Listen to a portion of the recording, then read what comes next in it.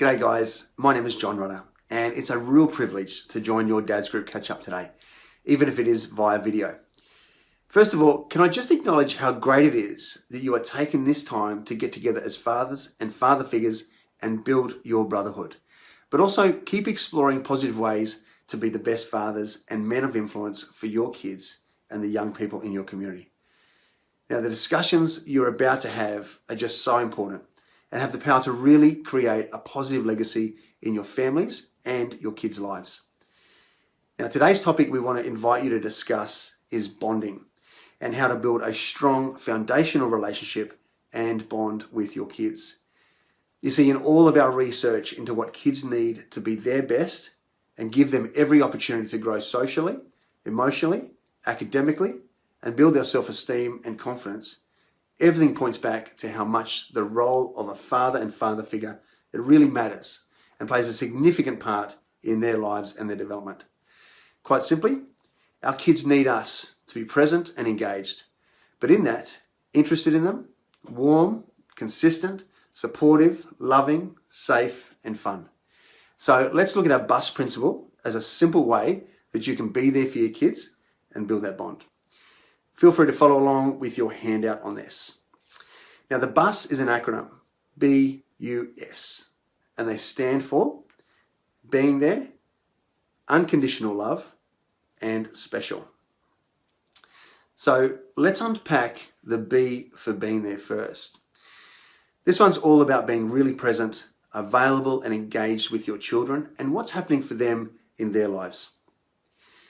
Look at your daily life with your kids or the time that you spend with them and look at ways and opportunities that you can create to demonstrate that you are there for your kids and that they are a priority for you.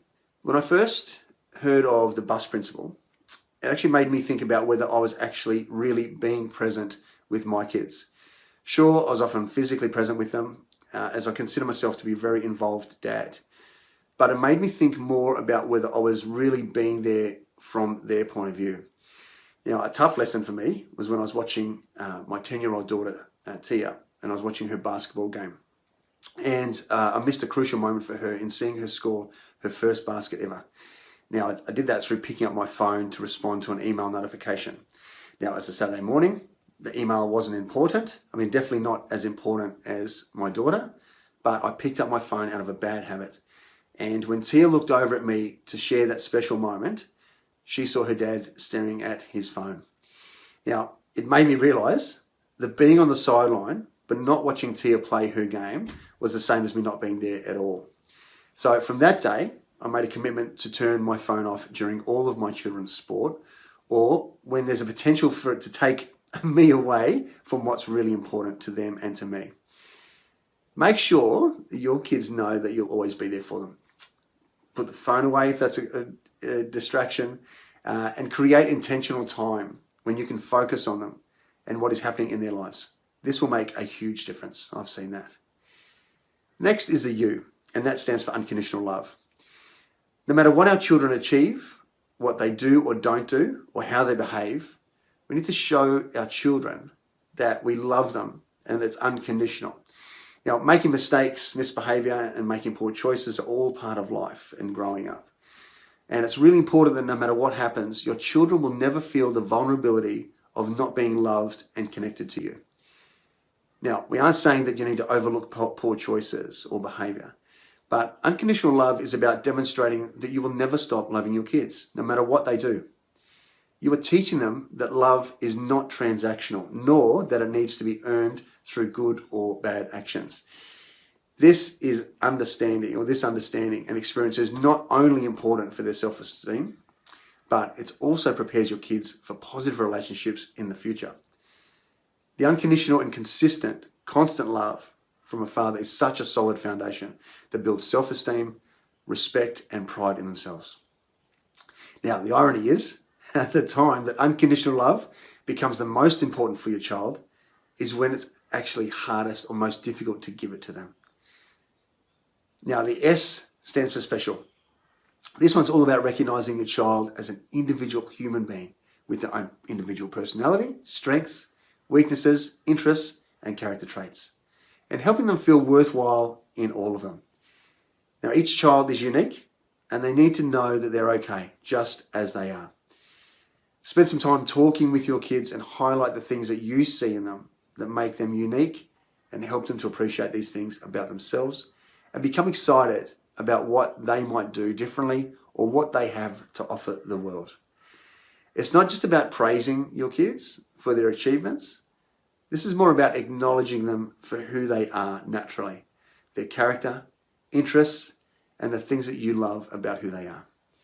Look for what is special and unique about your children and let them know that you see them. Don't tell them just once or twice, but many times, so they really feel the warmth and belief of their father, that they are special. Now, a technique that I've used for this part of the bus is choosing quiet times with my kids to give them encouraging feedback at the end of the day or after some particular event. I use descriptive praise such as, "Hey, I noticed the way you're really considerate of your friend when they were here today. I just love that about you." Or if I'm encouraging them in sport, I'll often reflect on how I love their positive attitude towards competition and that I admire their commitment to constant improvement. What's interesting is that the things I have affirmed in my kids during these times are the things that I've also seen grow in them. Now that to me is the power of our words and how we can build and encourage our children. Now, in groups of 3 or 4 there, can I invite you guys to discuss what you take away from the bus principle and share ideas on how you can create bus stops through your week. These are intentional and scheduled times where you can be there for your kids, show them unconditional love, and how will you let your kids know that you see everything that makes them special in your eyes? Now, enjoy the discussion and also enjoy seeing the huge benefits that will come through applying this principle in the relationship with your kids. I'll hand you back to your session facilitator now, but on behalf of everyone from the Fathering Project, take care.